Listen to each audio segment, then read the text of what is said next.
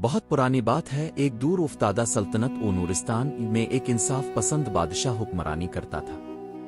اس بادشاہ کی ایک ہی بیٹی تھی جس کا نام ماہین تھا۔ ماہین نہ صرف خوبصورت تھی بلکہ علم و حکمت میں بھی بے مثال تھی۔ اس کے حسن و عقل کی شہرت دور دور تک پھیلی ہوئی تھی۔ نورستان کے قانون کے مطابق جو شخص بادشاہ کی بیٹی کے ساتھ شادی کرنا چاہے اسے 3 کٹھن آزمائشوں سے گزرنا پڑتا۔ ان آزمائشوں کا مقصد یہ تھا کہ صرف وہی شخص جو سچ و عدلیر اور مخلص ہو وہی شہزادی کا ہمسفر بن سکے۔ ایک دن نورستان کے قریب ایک گاؤں میں رہنے والا نوجوان فراز، جو ایک درویش کا شاگرد تھا، درویش کے ساتھ بیابان میں چلہ کشی کر رہا تھا۔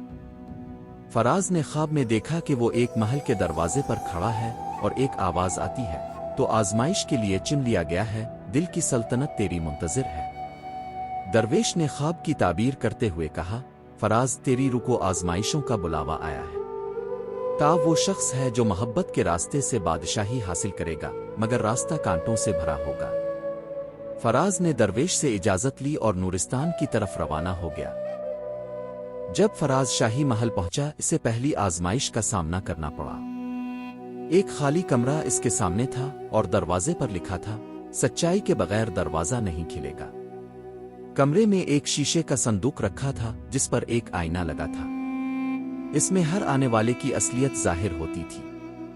فراز جیسے ہی آئینے کے سامنے گیا، اس نے اپنی غربت ماضی کی خطائیں اور کمزوریاں دیکھی، مگر اس نے انہیں چھپانے کی کوشش نہ کی بلکہ بلند آواز سے کہا، یہی میرا اصل چہرہ ہے، مگر میرا دل سچا ہے۔ دروازہ کھل گیا۔ دوسری آزمائش میں اسے ایک بوڑھے شخص کو پانی پلانے کا کہا گیا۔ وہ شخص زخمی تھا اور صحرا کے درمیان پیاس سے نڈھال۔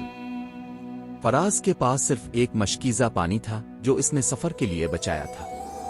اس نے سارا پانی بوڑھے کو دے دیا اور خود بے ہوش ہو کر گر پڑا۔ جب آنکھ کھلی تو وہ محل کے ایک باغ میں تھا۔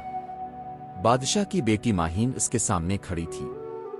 تم نے قربانی دی اور زندگی پائی، ماہین نے مسکرا کر کہا۔ تیسری آزمائش سب سے کٹھن تھی۔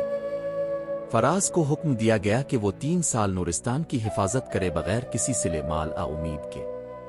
اسے فوجی لباس پہنایا گیا اور بارڈر پر تعینات کر دیا گیا۔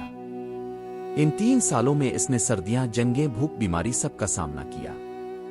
کئی بار ماہین کا چہرہ اسے یاد آتا مگر اس نے کبھی شکایت نہ کی۔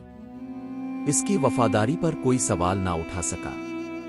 3 سال بعد جب وہ واپس محل لوٹا، بادشاہ نے خود اسے گلے لگا کر کہا، تو سچا عاشق، سچا سپاہی اور قابل اعتماد انسان ہے۔ ماہین تیری ہے۔ ماہین اور فراز کی شادی نہایت سادگی اور روحانیت سے ہوئی۔